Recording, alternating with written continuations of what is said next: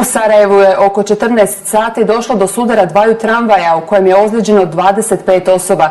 Sudar je prouzrokovala neispravna automatska skretnica, a prednji dijelovi oba tramvaja su od siline udara smrskani.